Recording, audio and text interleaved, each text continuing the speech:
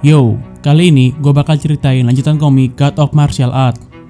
Ini adalah pembahasan novel pada chapter 313 sampai 315. Video ini adalah spoiler dari lanjutan komiknya. Jadi yang bisa bertahan dengan rasa penasarannya, ya jangan tonton video ini. Nanti Anda bisa keterusan.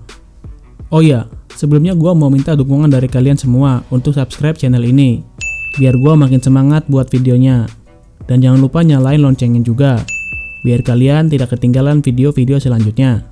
Lanjut, perwira Ren menatap Lin Feng dan berpikir betapa ambisius dan beraninya pria muda itu.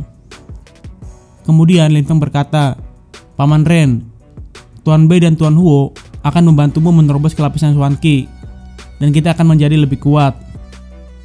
Lin Feng kemudian menoleh ke arah kedua pria tua itu dan berkata, "Tuan Huo, Tuan Bei." Segera setelah itu, Tuan Huo dan Tuan Bei berkata, "Kami akan menemukan solusi." Setelah itu, Lin Feng menatap tiga perwiranya dan berkata, "Paman Ren, Paman Feng, Paman Lei, kalian adalah prajurit yang berpengalaman. Kalian jelas tidak membutuhkanku untuk mengajari apapun. Aku hanya ingin mengatakan bahwa meskipun kalian tidak berada di medan perang, pasukan kita tidak boleh kehilangan semangat bertempur mereka. Mereka harus terus berjuang dan terus menghadapi bahaya. Hanya dengan cara itu, mereka akan dapat meningkatkan kultivasi mereka. Setelah aku pergi, pasukan harus secara teratur pergi melakukan misi untuk berlatih. Kita tidak bisa menunjukkan belas kasihan. Jika mereka tidak menghadapi bahaya, mereka tidak akan pernah menjadi benar-benar kuat." Mendengar itu, perwira Ren berkata, "Baik." Dia mengerti apa yang dimaksud Lin Feng. Jika mereka melindungi pasukan mereka di kota dan tidak memberi pasukan kesempatan untuk berperang, mereka akan menjadi patuh dan kultivasi mereka tidak akan berkembang.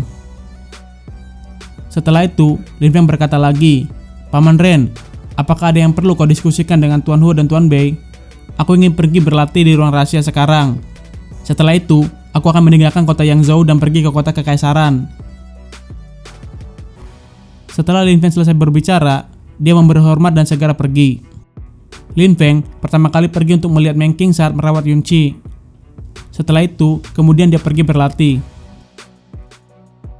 Di luar kota Kekaisaran, banyak orang berkumpul. Kerumunan itu seperti sungai orang. Di sebuah restoran, banyak orang tanpa henti membicarakan satu topik, itu tentang pernikahan Duan Yu. Orang-orang itu berkata, meskipun Duan Li bukan anggota langsung keluarga Kekaisaran dan belum bergabung dengan inti kota Kekaisaran, statusnya masih luar biasa. Yang lain juga berkata, memang pernikahan Duan Yu mungkin akan sangat megah. Pada saat itu, di restoran ada satu meja yang menarik perhatian semua orang karena ada dua wanita yang sangat cantik. Salah satu dari mereka menutupi wajahnya dengan cadar. Selain itu, ada juga seorang pria muda bersamanya. Semua orang di restoran ini iri padanya. Beberapa orang bahkan memandangnya dengan niat membunuh.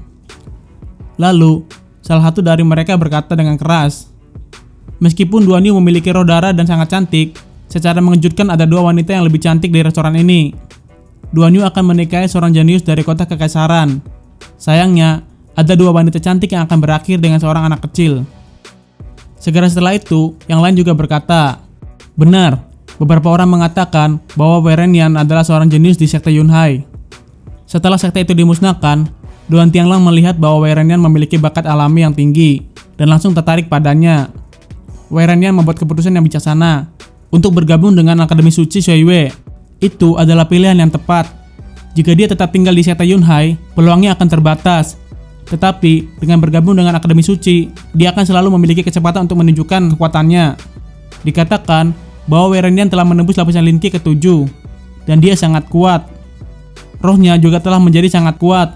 Ditambah dengan roh darah Duan Yu, itu jelas merupakan pasangan yang sempurna. Pada saat itu, seorang kultivator muda yang tidak setuju dengan itu berkata, bagaimana Wei Renyan bisa dianggap sebagai jenius dari sekte Yunhai? Jenius yang sebenarnya adalah Lin Feng. Pada saat sekte Yunhai sedang dimusnahkan, setiap murid yang luar biasa mengkhianati sekte, kecuali Lin Feng yang hatinya tetap teguh pada prinsip-prinsipnya. Nasibnya pasti akan luar biasa. Kemudian, pria yang memuja Wei Renyan berkata lagi, "Kau tidak mengerti apa-apa. Wei Renyan adalah seorang jenius. Meskipun dia hanya menembus lapisan Lin Qi ke-7, ia masih memiliki kemampuan tempur yang luar biasa. Dalam pertempuran nyata, ia sangat kuat. Ia bahkan bisa mengalahkan kultivator lapis linci ke-8. Mengenai Lin Feng, tidak ada yang tahu kemana dia pergi. Mungkin saja dia sudah mati. Bagaimana kau bisa membandingkan orang mati dengan Werenian? Mendengar itu, kultivator muda berkata, "Berhentilah bicara omong kosong. Bagaimana Lin Feng bisa mati?" Lalu, pria sombong itu berkata lagi, "Aku mengatakan bahwa Lin Feng mungkin sudah mati sekarang. Apa hubungannya denganmu?" Pria itu kemudian melepaskan kinya. "Werenian bahkan tidak pernah bisa menyentuh bayangan Lin Feng. Kaulah yang berbicara omong kosong," jawab kultivator muda dengan nada tinggi. Melihat pertengkaran itu, Lanjo berkata kepada Lin Feng, "Aku tidak akan pernah berpikir bahwa akan ada orang yang memujamu, sehingga mereka bahkan tidak peduli tentang konsekuensi ketika membelamu." Mendengar itu, Lin Feng hanya tersenyum kecut dan menggaruk kepalanya. Setelah itu Lin Feng berkata, "Aku tidak akan pernah berpikir bahwa Werenian akan menikahi Duan Yu. Itu lucu." Pada saat itu, orang yang mengkritik Lin Feng melepaskan kinya dan berkata, "Bocah kecil yang ceroboh. Karena kau tidak bisa menutup mulutmu, aku akan menutupnya untukmu." Pria itu kemudian mulai menyerang dan tangannya melesat lurus ke arah pemuda itu. Namun, saat itu terdengar siulan di udara, dan pukulan itu dihentikan. Melihat pukulannya dihentikan, pria itu pun berkata, "Siapa yang berani?" Setelah selesai berbicara, dia menatap Lin Feng lalu berjalan ke arahnya sambil berkata, "Kau juga anak kecil yang gegabah." Mendengar itu, Lin Feng kemudian berkata, "Aku tidak ingin membunuhmu. Aku hanya ingin memberitahumu untuk menutup mulutmu yang kotor." "Mulutku yang kotor," kata pria itu sambil tersenyum dingin. Lalu dia berkata lagi, "Apa yang membuatmu berpikir bahwa kau berhak mengkritikku?" Lin Feng kemudian berkata, "Karena aku Lin Feng." Kata-kata Lin Feng bergema di seluruh restoran dan membuat pria itu sangat ketakutan. Saat mendengar itu, mata pemuda yang membela Lin Feng berbinar. Dia tidak pernah berpikir bahwa pahlawan yang dipujanya akan berada di sini. Pada saat yang sama, pria yang mengkritik Lin Feng juga berkata, "Maaf, aku telah membuat kesalahan." Mendengar itu, Lin Feng kemudian berkata, "Maaf, mulutmu benar-benar busuk." Lalu, Lin Feng mengangkat tangannya dan segera menyerang dengan pukulan. Tubuh pria itu pun terlempar dan jatuh dengan keras ke lantai.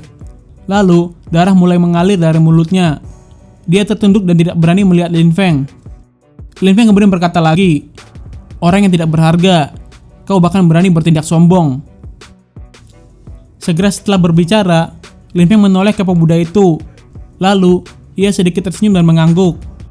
Hal itu membuat mata pemuda itu penuh semangat.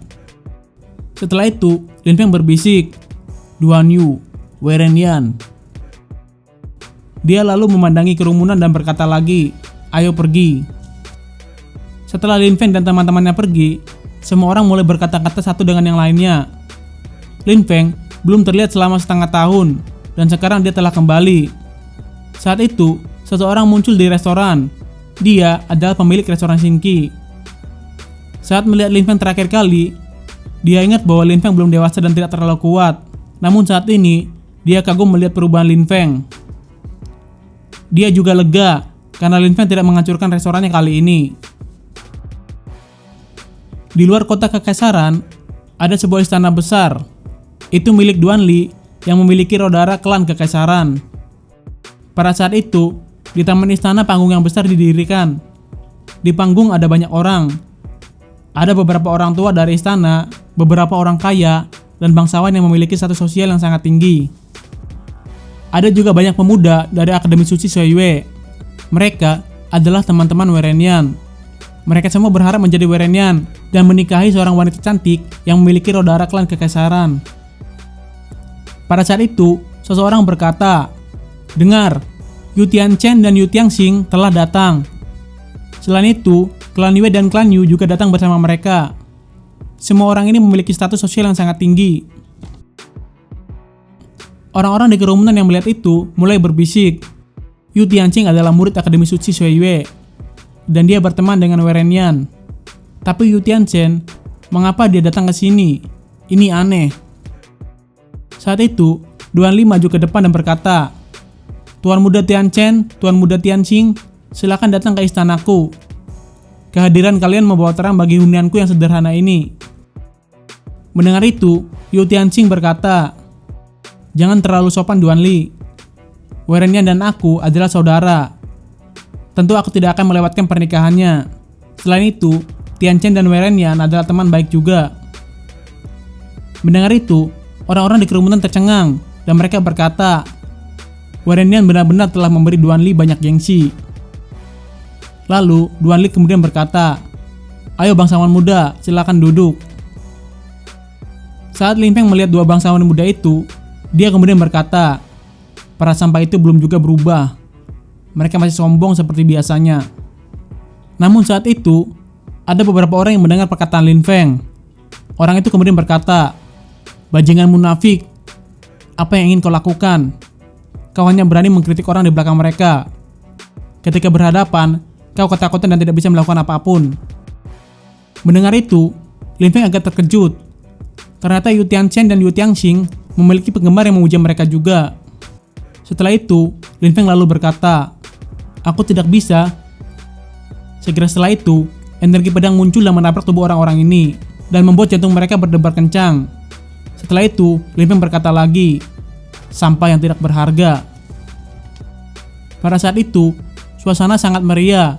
Orang-orang di kerumunan mengagumi para kultivator muda yang berada di panggung. Para murid Akademi Suci Xiaoye tampan dan kuat. Di kejauhan di jalan besar, banyak siluet berkumpul dan bergerak menuju istana. Orang-orang ini telah menyebarkan berita pernikahan di mana-mana bahwa jenius Akademi Suci Xiaoye, Weren Yan, akan menikahi putri kecil Duan Li. Seolah-olah klan Duan ingin semua orang tahu. Di belakang orang-orang ini, ada banyak orang yang ingin mengetahui pernikahan jenius Akademi Suci Xiaoye. Pada saat itu, di atas panggung Duan Li tiba-tiba berdiri dan mengangkat tangannya untuk meminta kerumunan berhenti berbicara. Duan Li kemudian berkata, "Merupakan suatu kehormatan bagiku untuk melihat kalian semua yang telah datang ke istanaku. Sekarang, aku ingin memberitahu kalian beberapa hal. Weren Yan dulunya adalah murid paling menonjol dari sekte Yunhai. Meskipun dia masih sangat muda, masa depan sekte Yunhai ada di tangannya. Dia bahkan dipersiapkan sebagai patriark sekte berikutnya. Namun sekte Yunhai telah dimusnahkan oleh Duan Tianlang. Tapi dia tidak membunuh Weren Yan karena dia melihat bakatnya yang luar biasa. Pada saat itu, Weren Yan baru berusia 17 tahun. Dia masih muda, tapi berani menolak tawaran Duan Tianlang. Dia ingin mati dengan teman-teman sektenya. Tapi pada akhirnya, kebaikan Duan Tianlang mengubah keputusan Weren Yan, dan dia telah menerima untuk bergabung dengan Akademi Suci Xiaoye. Di sana, Weren Yan menjadi murid yang luar biasa. Selain itu, dengan keterampilan dan kemampuannya, dia dianggap sebagai jenius dan dihormati oleh semua orang. Tidak berlebihan untuk mengatakan bahwa bakat alami Weren Yan sangat tinggi. Dia luar biasa. Ini adalah alasan mengapa aku menerimanya sebagai menantuku." Saat itu, Duan Li terdengar sangat bangga. Dia membumbui cerita seperti itu karena Weren Yan akan menjadi menantunya dan mereka akan berbagi gengsi. Setelah itu, orang-orang di kerumunan mulai berbisik, seberapa kuat dia adalah murid paling berbakat dari sekte Yunhai. Dia bisa menjadi patriark sekte Yunhai juga. Sayangnya sekte Yunhai telah dimusnahkan. Tetapi dimanapun dia berada, dia selalu dianggap jenius. Duan Tianlang tidak membunuhnya dan benar-benar menyelamatkannya. Weren Yan, seperti yang diharapkan, adalah seorang jenius sejati. Tidak heran dia bisa menikahi Duan Yu yang memiliki roh darah klan kekaisaran. Mendengar itu, ekspresi mengejek muncul di wajah Lin Feng, dan dia berbisik, "Weren Yan murid paling berbakat dari sekte Yunhai." Yang paling konyol adalah Duan Li mengatakan bahwa Weren Yan menolak Duan Tianlang dan dia digambarkan sebagai orang baik. Duan Li yang masih berdiri di panggung kemudian berkata lagi, "Baiklah, aku tidak akan banyak bicara. Mari kita lihat pengantin wanita dan prianya." Pada saat itu, sebuah cahaya yang sangat terang perlahan turun dari langit. Orang-orang di kerumunan yang melihat itu tercengang dan melihat dua siluet. Kedua orang itu kemudian mendarat di atas panggung. Lalu dua siluet itu mulai tampak jelas. Melihat itu, orang-orang di kerumunan mulai berbisik, "Pahlawan dan kecantikan, pasangan yang sempurna." Pada saat itu, Duan Li tersenyum dan berkata, "Weren Yan, kau mendengar kata-kataku. Kau juga harus mengatakan beberapa kata kepada orang banyak." Weren Yan kemudian sedikit mengangguk dan berbalik menatap kerumunan. Dan dia mulai berbicara, "Aku Weren Yan, berlatih kultivasi di sekte Yunhai. Aku menjadi seorang jenius nomor 1 di sana, seperti yang dikatakan ayah mertuaku. Aku diakui jenius sekte Yunhai oleh semua orang, dan sedang bersiap untuk menjadi patriark. Sayangnya, hidup ini tidak kekal, dan itu hanya bisa menjadi mimpi. Sekte Yunhai dimusnahkan, dan dengan berbagai keadaan yang aneh, aku menjadi murid Akademi Suci Soyue, di mana semua orang menghormatiku. Selain itu, adalah kehormatan terbesar bagiku untuk menikahi Duan Yu. Tidak perlu membicarakan semua kemampuanku. Ayah mertuaku sudah mengatakannya.